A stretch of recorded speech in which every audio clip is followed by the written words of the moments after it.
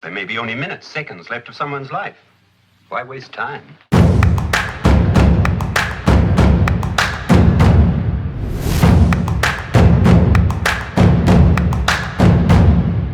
Hello, fellow aviators. Welcome to JPL Aviation, where leadership and aviation take off.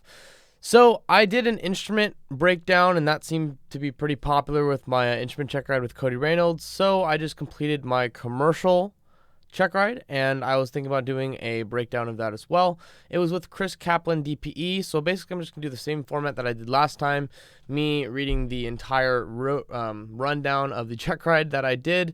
And hopefully you guys like it and can take away hopefully some information if you have a check ride with Chris or you want to know how the commercial check ride goes in general. So this is it. Let's start. Commercial check ride with Chris Kaplan, DPE, out of Orange County, California. The commercial check ride is not just a glorified private pilot check ride. It is a definitive test of your technical knowledge and airmanship with a side of applied skill. I took a commercial check ride with Chris Kaplan at John Wayne, California from 1 p.m. to 6 p.m. on February 19th, 2021. Prior to the check ride day, we established contact 2 weeks before the check ride to schedule a day. A week before the check ride, he sent the cross-country trip I was supposed to plan out. It was from John Wayne to Monterey Regional Airport. Identifier is Mike Romeo Yankee. I separated the flight planning work over the course of a few days. The goal is to plan the flight as if you were doing the flight the day of the check ride. He said the occupants would be just me and a 180-pound passenger. The simple calculation should be warning signs going off in your head, as you would know if you studied that weight shift questions would most likely be entering the oral portion. The way to properly set yourself up like I did for the oral is to go to your POH or AFM and either copy and print the performance pages or find the online version to print directly. Horton Aviation, the flight school I did my training at, has these resources online, which is very handy as I printed directly from there. You want to print out any and all pertinent charts such as takeoff and landing distances, weight and balance pages, and cruise performance for some of the basic ones that come to mind. Part of your modern cockpit most likely includes an electronic flight bag, and in my case a simple iPad. It is on ForeFlight on my iPad that I am able to set up the weight and balance for my specific aircraft. This isn't as easy as it sounds because you have to know how to input the weight and balance information into the app, including the CG range with appropriate weights at each end of the spectrum. Being able to understand and interpret your POH is largely important, and this is something I had to spend a few minutes with my CFI to truly understand and be able to set up. However, once you are able to set this up, it negates the challenge of weight and balance changes or questions on your oral. As long as you understand the concept of which direction the CG moves in relation to the placement of people or cargo, you should be fine.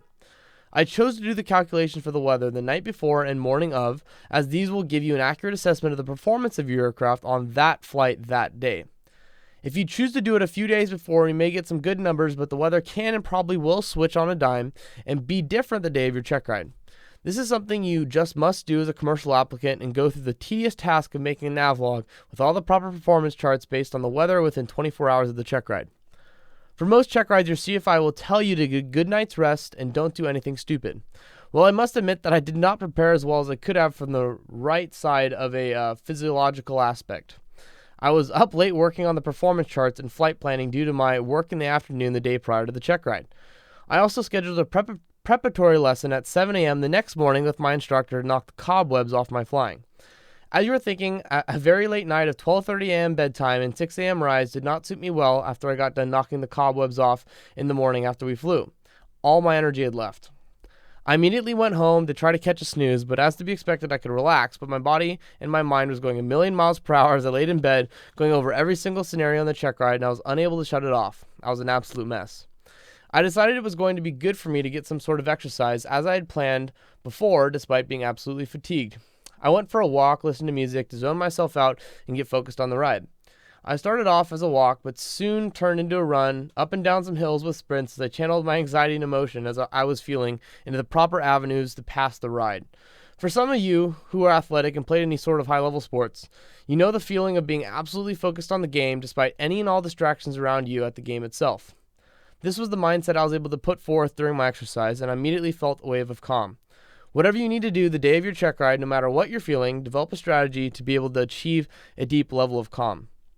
I highly recommend going up with the instructor the day of your check ride several hours before just to run through the motions of whatever ride you're taking, as this will allow you to get your neurons firing in the proper order.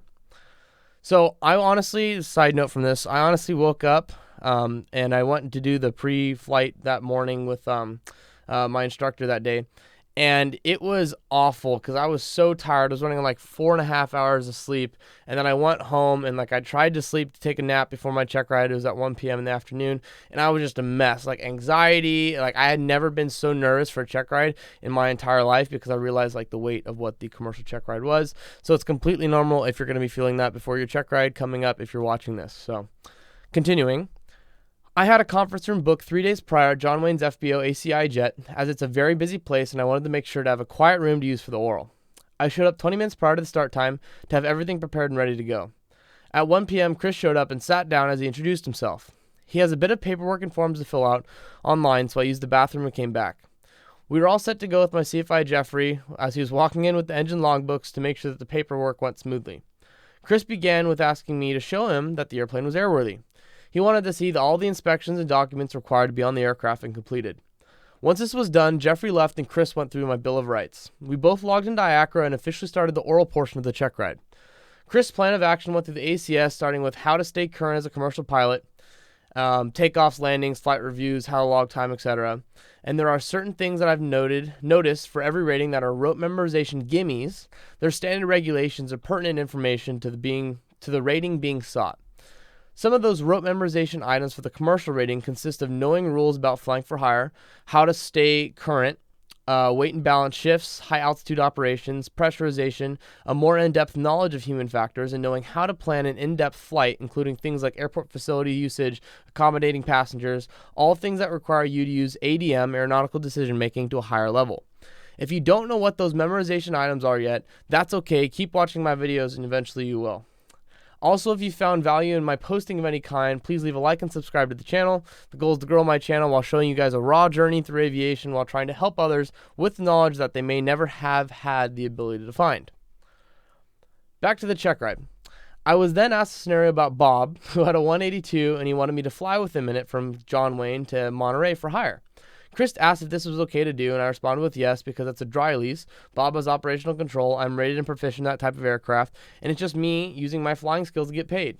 He asked what type of carriage this was considered. I told him it would be private. He then asked what the difference between private and common carriage is.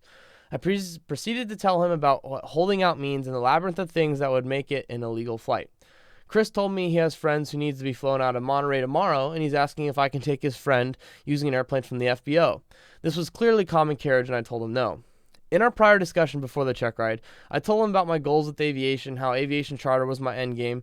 So when we got into the topic of how and when to log SIC time, which he purposely brought up because he knew that was my goal, I promptly answered his questions in certain scenarios of times to log and not log SIC.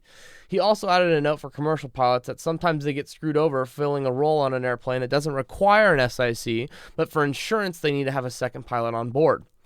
There are pilots out there that get suckered into flying a fancy plane thinking they're building SIC time, but in reality they're just receiving a check. We then took a dive into my flight plan itself and discussed things such as weather, my personal minimums, the weight and balance for the aircraft, a weight shift scenario, and what would make my flight a go and no-go decision based on certain scenarios provided by Chris. Aerodynamics was also a big topic of discussion as he wanted to make sure I understood how the aircraft performs in all flight scenarios, including how the CG affects flight. We discussed pre-flighting the aircraft and operative equipment scenarios, which is a huge topic of discussion for your commercial operation. He created a scenario for me with my flap gauge inoperative, but visually we could see the flaps working. I then proceeded to go through the 91-213 flow to determine if I could legally fly the airplane. But then you ask, can you safely fly the airplane? And this is where he wants you to test your ADM. We also talked about the tire being flat and the mechanic keeping spare tires nearby, and if you can change it or not, aka preventative maintenance. Speaking of aeronautical decision making, during that scenario, it's a great time for him to go over all things related to PAVE, I'm safe, decide, 3P model to make sure you're covering the big picture of flying safely. The next topic was the airport environment and what could go wrong in it based on scenarios, as well as airport lighting, which I admit is something I didn't study too hard on, but luckily was well read up on it before the check ride, and it refreshed my memory. Do you really remember what runway guard lights look like? Make sure to have a substantial knowledge of the airport environment and how operations work as a commercial pilot, and your proficiency and safe practices on the ground will make you a better pilot. Make sure you know the color of the runway lights, the color of the taxiway lights, all the things you know but don't really think about all the time, be able to tell the examiner what they are. I felt very confident in my knowledge, as all I've been doing while at work or working out, any time I have to spend doing mindless work, I'm listening to the podcasts I make about the rote memorization items I need to know, because even when I'm not actively listening, my subconscious picks up the memory items I need. There's an example on the check ride. Listening to the podcast caused my subconscious to kick in, and Chris gave me a scenario about how a flat tire for preventative maintenance, and after I answered correctly, he goes, "For extra credit, what appendix do you find that in?" And I responded with Appendix A, and he said with a smile on his face, "All right, my questioning's done. You're more than passing. You ready to go fly?" I said, "Hell yeah." We walked out to the aircraft on the ACI North ramp. At this point in the check ride, I had lost my nerves, and I had lost the nerves, and I was ready to prove myself in the flying portion. Walking across the ramp to the aircraft, I was assessing how many planes were in the pattern, as the goal was either to start at John Wayne with the landings and takeoffs required for commercial, or head out to the practice area to do the maneuvers. After the maneuvers, we were done in the practice area, and scenario number 2, it was either head to Long Beach for pattern work or head back to John Wayne if they had enough room in the pattern. A thorough pre-flight was done while the flight school owner happened to be walking by, so Chris struck up a conversation as he watched me do the pre-flight. On the particular airplane I was flying, it was necessary to make sure the back door was closed and latched securely, because if you didn't force it, close the door wouldn't properly latch in place. After my pre-flight and setup was complete, I thoroughly debriefed Chris on exactly what was going to happen for the flight, including how we were going to safely conduct the brake check, what would happen in multiple ground and in-flight emergencies, and how to work the seatbelts and doors. We then climbed into the DA-40. Getting the engine started was simple and seamless as I followed the checklist, taking my time, making sure not to make any stupid mistakes. The engine came to life and I began to roll forward, conducting my brake check, followed by Chris's just as I briefed. Taxi was simple. 866 Uniform Sierra, hold 4 and follow the King Air coming at ACI North from your right, taxi via Alpha to the midfield run-up. I replied with hold 4 and follow the King Air via Alpha to the midfield run-up. We had a difficult time at first finding the King Air because it was all the way in the back spot against the building and hadn't even started moving yet, as we had to wait 2 minutes or so for it to even enter the taxiway area. It's not uncommon for John Wayne controllers to prioritize the big boys before they do the general aviation aircraft, despite telling them that you have a check ride. With the King Air in sight, I taxied the midfield run-up and smoothly went through the run-up with a thorough departure brief at the end. I found it's best practice to brief your DPE on everything thoroughly, as is the mantra for Southwest, slow is fast. Meaning get through your flight at a pace that won't leave anything unchecked or forgotten, causing you to go back and waste time doing so. Increasing margins of safety at the same time. With the run-up complete, we obtained a clearance to do some pattern work with a takeoff clearance for 20 left. We were at a hold short line for 20 left for a solid 8 minutes while waiting to even enter the pattern. It was at this point Chris said we just need to make a departure and start the cross country because there was no way we were going to be able to do our pattern work efficiently. I told him normally you would get that when you talk to clearance. We may not be able to do that as we're literally holding short of the runway, but I'd give it a try. So I called clearance. They told us to mend the clearance and gave us instructions to cross 20 left and hold short of 20 right. So as we crossed the active runway, my mind was racing, trying to think of everything that needs to be done. I hadn't briefed Chris on our departure for the cross country because the plan was we'd go back and do that after our takeoffs and landings. So instead, I quickly typed in the frequencies for LAX, VFR transition routes, and briefed Chris on the beginning waypoints of the cross country flight. He said to make the takeoff a soft field takeoff, but we got a lineup and weight clearance, so I asked if he wanted me to make a short field takeoff instead. But he said just no, to start the soft field takeoff from where we were. So I did. It was a soft field takeoff with great execution. I began my cross country on a 220 heading to Newport Beach shoreline.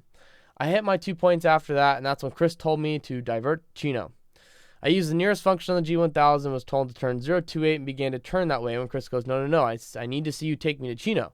And confused, I zoomed out on the MFD with that pretty magenta line pointing at which was giving me situational awareness and started to turn towards Chino. Once again, Chris said, I know Chino's in that direction, but how would you navigate there? And I was like, oh, that's when I clicked and changed the CDI button to GPS mode because legally and practically, you need to show via instrumentation that you can navigate to the airport. The other alternate way of doing this was via VORs. With the navigation portion complete, he vectored me to a heading over the water in the Long Beach practice area near John Wayne's Charlie airspace and told me to execute a steep turn. Steep turns were the problem in my training as I was learning the flight characteristics and feel of the diamond, and that was literally the hardest part of my training. Stick me in a Cessna, steep turns, plus or minus 0 feet every single time. Stick me in the glider of a DA-40 at first. I was literally 18 hours in, 15, 16 hours in, I believe, at that point. And it was just it's just hard because you're still learning how the aircraft performs in different scenarios. You're really getting the feel of it. So the key to a steep turn in a diamond is you're turning into 50 degrees of bank, set your attitude 2.5 degrees in the attitude indicator, and hold it there.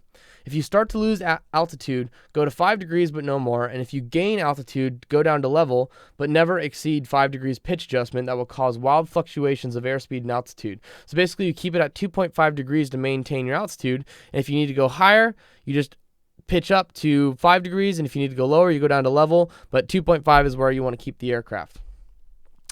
After pulling the power back to slow the plane down, I smoothly dropped the flaps and entered slow flight until the stall horn hit and maintained plus 5 knots from the horn.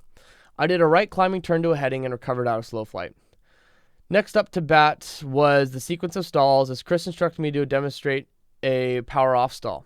I verbalized all aspects of the demonstration as I used the same procedures as slow flight, except now started a descent as if I was on approach to landing and pulled back to the first indication. Lower the nose, full power, flaps take off, positive rate, flaps up, and climb to a safe altitude, establishing cruise flight and then cruise checklist. The key to efficient flying, I've realized, is to treat every check ride like a CFI ride and talk through maneuvers as best you can as you're doing them. When you can simulate the maneuver you're doing while talking through it, adjusting to any errors you're making while performing the maneuver and verbalizing it is so important. The second stall was a power on stall, which came right after the slow flight stall. This one simulates a takeoff stall, so you're in a clean configuration, pulling the power back to a certain airspeed, then adding power and raising the nose to a climb attitude, but a bit too high to induce a stall. Everything went smoothly with this maneuver as it repeats concepts from the private pilot with higher standards. A key to flying the diamond is to know how to use your power and attitude to achieve the desired results you wanted. Prior to my check ride, I found through great instruction that the best way to demonstrate a power on stall is after slowing to 66 knots, add 3/4 power, wait a second, and then pitch up to 20 degrees gradually as you wait for the first indication of a stall. Now it was time for the hard maneuvers, the commercial performance maneuvers, lazy eights, and chandelles. He first told me to execute a chandelle, so I needed to pick a 90-degree point and bug your heading, which you are taught to do in training. However, do not always be picky with your points because on a day like my check ride, the California haze was so deep that looking inland I couldn't pick any points due to that thick haze. However, since I was proficient in picking a point on my DG, directional gyro, I was able to use cardinal directions as my 180 and 90 degree points. Adding 30 degrees of bank and increasing power, the 180 performance climbing turn went smoothly as always. The two hardest maneuvers by far, the lazy 8 and the power off 180, and right now was the moment to achieve a truly amazing lazy 8. The technique that seemed to work well for me in this constant changing bank and changing pitch maneuver was to use 15 degrees nose up and 15 degree bank by my 45 degree point, which gave me a base for a solid maneuver afterwards. Once again, the points were obscured by the haze, so I had to use degree points on my DG, which is difficult to adapt to if you can't read instruments quickly during maneuvers. I gained about 300 feet on the peak of Lazy 8 and came back down with precision. The following 180 degrees was just a simulation of what I did before, just in the opposite direction. The second hardest maneuver was complete. After completing the aerial maneuvers, it was time for emergency descents, steep spirals, and 8s on pylons. The emergency descent in training consists of 30 to 45 degrees of bank and 15 degrees nose down, maximum structural cruising speed pinned, and maximum loss of altitude. However, during the check ride, instead of me showing what emergency descent is, Chris told me that my engine was on fire. In my brain, I was thinking, this is when I do emergency descent, as I entered the bank in nose low pitch. Once again, Chris goes, no, you have an engine on fire. What are you going to do about it? And that's when I realized he wants me to diagnose the problem first, then start the descent. I began a simulated flow of all the pertinent items relating to potential fire hazards, then started the descent. My original thought process was if my single-engine airplane is on fire in the engine area, my best bet for survival, 4,000 feet in the air, without being burned alive before we touch the ground, is just to get down. Chris agreed with my statement, as most general aviation accidents that include fires in flight depend on the time frame that people are able to get out of the plane and not be burned alive. The ones who do survive are usually horribly burnt anyways. Chris also later explained that if something on my checklist could have stopped the fire, we may have been able to get it back to shore within glide distance, and especially when it comes to flying larger aircraft like 777s as he was flying, you always diagnose the problem first before taking any extreme maneuver.